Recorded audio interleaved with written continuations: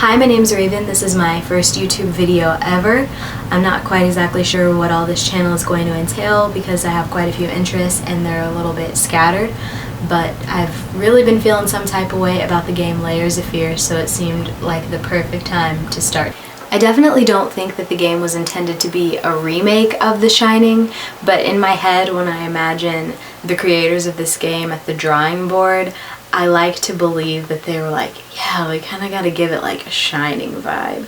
And I would like to believe that the things I noticed were intentionally left there so that you can, in order to help you make the connection. If you are not familiar with Layers of Fear, it's a game, it's classified as a psychedelic horror indie game, which count me in, but it's a game where you are traveling through the house of yourself. It's in the first person, and you are an artist, and you're kind of finding out clues about these horrific things you've done to your family, and you realize that the artist was driven to madness following I don't want to spoil it. I don't want to spoil the game, but there is a tragedy, and the artist begins to feel like a failure. And he becomes obsessed with perfection in his art, and he's driven to insanity based on that. That's all I'm going to say. So, if you are not familiar with the film The Shining, it is a classic horror film, and I'm not quite sure what rock you've been living under, but it was directed by Stanley Kubrick, and it's about the events following a family after they move into a hotel. I should probably go ahead and preface this with the fact that I'm like one step away from wearing a tinfoil hat at all times. On the conspiracy theorist chart, I'm right under the guy who thinks that Katy Perry is JonBenet Ramsey. If you haven't seen that video, you should look that up. But The Shining is great conspiracy theorist fodder. I've seen and heard so many different theories about what Stanley Kubrick was alluding to in this film. I don't know how you feel about the moon landing, or Native Americans, or what else have I heard? There are a lot of Shining conspiracy theories. If you have any, please tell me them. And as I said, I realized there were a lot of similarities between that story and the story of Layers of Fear. Number 1, abusive fathers.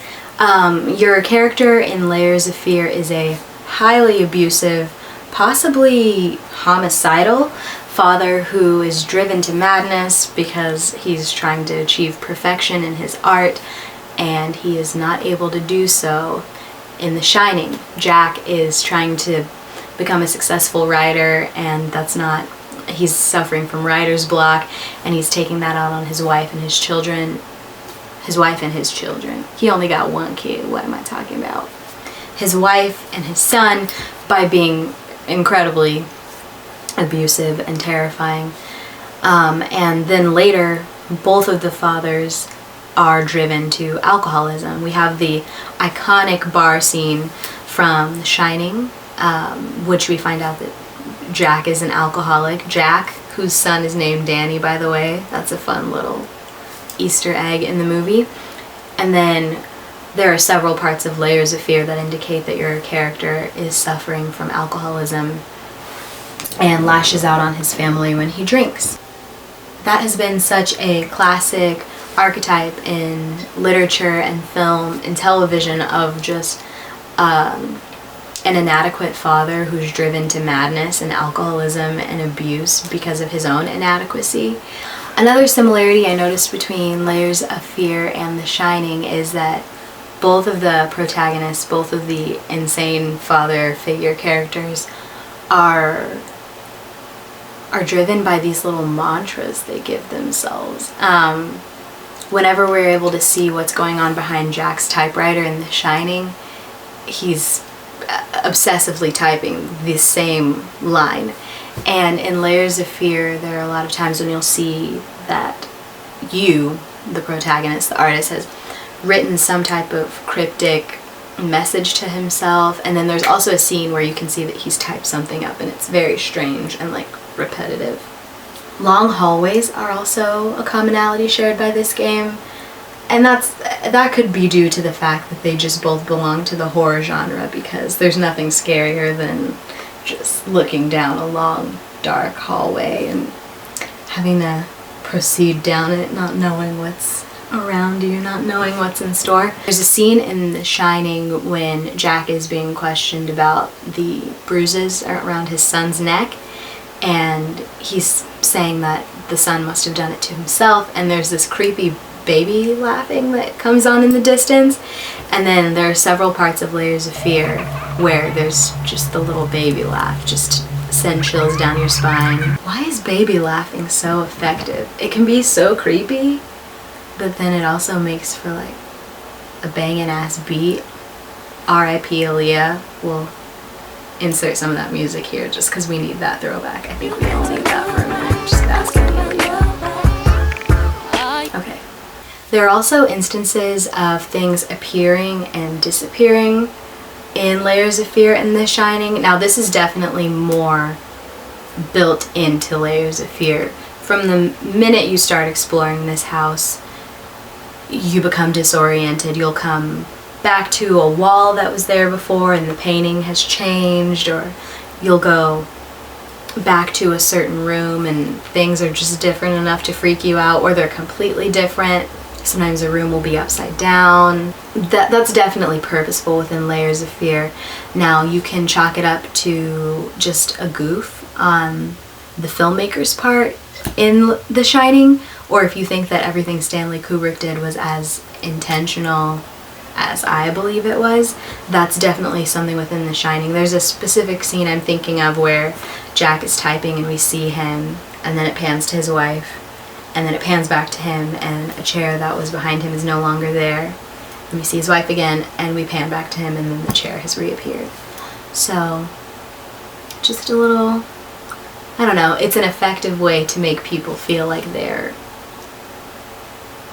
freaking out. Things being reversed is also a theme shared by Layers of Fear and The Shining. There's a scene in Layers of Fear where you're walking through this hallway and you're kind of going in circles, and you keep hearing a phone ringing in reverse, and you can hear someone speaking, but you can't make out what they're saying because they're saying it backwards. And that's one of the little puzzles within the game, and what you have to do is turn around and start walking through the hallway backwards, and then you are able to hear the message played forward and you can discern what they're saying. And then of course one of the most famous reverse text instances of all time is in The Shining with red rum, obviously, murder. And that brings me to another similarity. There's just things being written, writings on the walls. Destiny's Child, Moment of Silence. It's obvious. The writing's on the wall. Okay. But yeah, things being written out. Like I said, there's writing all over the walls in these games. The artist is leaving these little mantras to himself. And in The Shining, Danny has written in like a similar handwriting. It's kind of like the messy, childlike handwriting. He's writing red rum. And one final thing, and just the biggest general thing, I don't think that this had anything to do with Layers of Fear alluding to The Shining, but it's a good similarity, and it's just something that's so effective in the horror genre, which is you don't know what's real, and obviously nothing about either one of them is real, at least I hope not. Having to just accept the creepiness for what it is, and it kind of lingers with you like burnt toast, like Dick Halloran says in The Shining. Throughout the game and throughout the movie, you don't know how much of the strange things going on, how much of it we're supposed to chalk up to the alcoholism present in both characters. Like, are they just drunk as hell and seeing things? Or how much of it is it about them, the descent into madness? Is that why everything is suddenly so strange? Or is there truly a paranormal situation at hand? That's one thing you never really find out in The Shining. So many little things happen, and we don't know if they're all happening in Jack's head, or if it's the lingering of things happening, like Dick Halloran says, like burnt toast. We don't know if it's the leftover paranormal effects of the traumatic events that have occurred at the hotel, or if we're just seeing things through Jack's eyes and they're just all crazy because he's just all crazy. And the same is true for Layers of Fear. We never find out, you know, are these paintings really melting off the walls, and is this piano really like jumping across the room by itself, or are you just so haunted by the things you've done that your mind is playing tricks on you? It's fucked up when your mind's playing tricks on you.